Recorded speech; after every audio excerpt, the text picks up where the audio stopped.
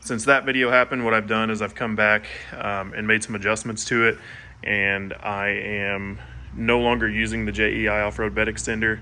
I am having a crash off-road cage built, so I wanted to use kind of the tailgate or bed extender that he fabricates into the cage. So what I did is I moved my subwoofer up front, if you can see it right there, to the glove box sub enclosure from Swamp Donkey Enterprises. And now what I'll be doing is running my cooler there, obviously, and I've got some hookless ratchet straps that I run down to the D-ring here, as well as the D-ring back there in that corner. And if I needed to, I could also run one up here. So then I've got this, I can't remember if they call these the small Milwaukee Packout box, but it's kind of like the briefcase style one. If I need to, I can also run one of those size boxes. Those are like the medium tool boxes. So I can get my tools in here.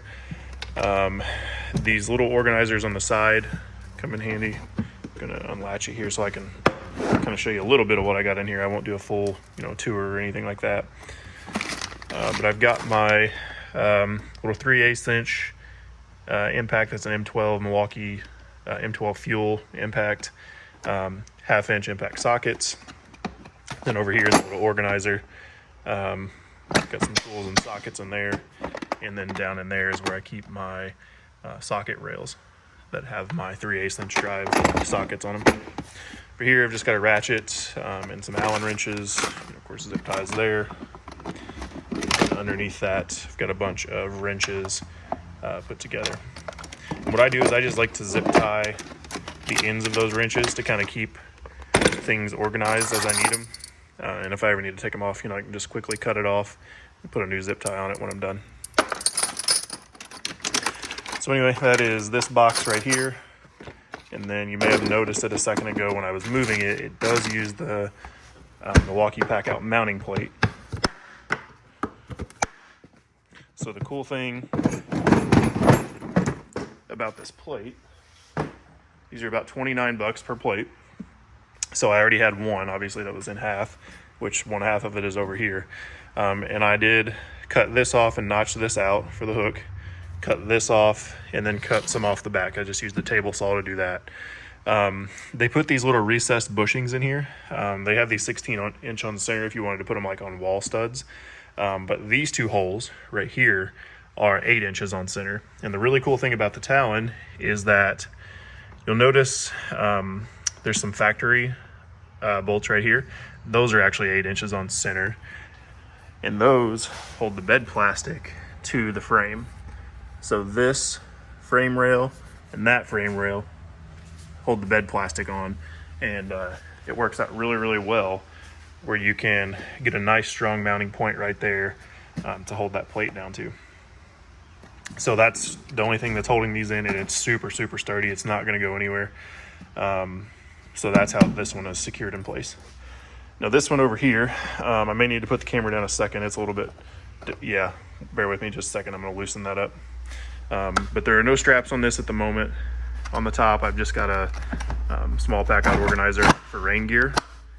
And then this one holds my tire stuff, as well as like electrical terminal connections, things like that you might need while you're out on the trail.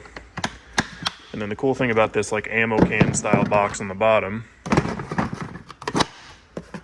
is that you can still open it and get to it with those on top. So in here I've got like an air compressor, a spare winch rope,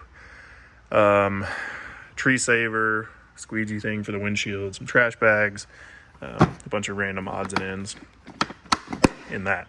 So I'm going to loosen this up and I'll show you how I've got this mounted. It did take quite a few more nuts and bolts, but I'll show it to you. Okay, so I had to move that over, but like I said, this is just one of those plates that I already had on that sub enclosure, so I took it over here and repurposed it. And you'll notice that I've got a couple nuts and bolts here. Unfortunately, I didn't have like those center bushings. They don't put them here. They're just in the middle of those plates. So I had to get a little more creative with this one.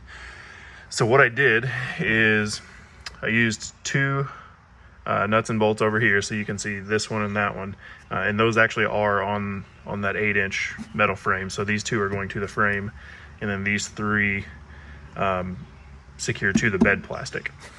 So on the bottom, let's see here, yeah, you can see some of the nuts and bolts that are down there. With those two being on the frame, it makes me a lot more comfortable. I wasn't crazy about it as I was kind of working through this, having it into the plastic, but I really didn't have another option unless I wanted to use straps. And the whole point of me doing this system was to not have to use straps to get the cargo in and out. So anyway, this is kind of how everything locks in place. And then obviously, you can pull all the boxes out, and when you go to clean it, spray it out like normal. It'll be, more difficult to get dirt and stuff out of there, but that's about the only negative trade-off that I've got on it at the moment. If anything does come up that I don't end up liking, I'll be sure to let you know here. But thanks for watching, and stay tuned for some additional content coming soon.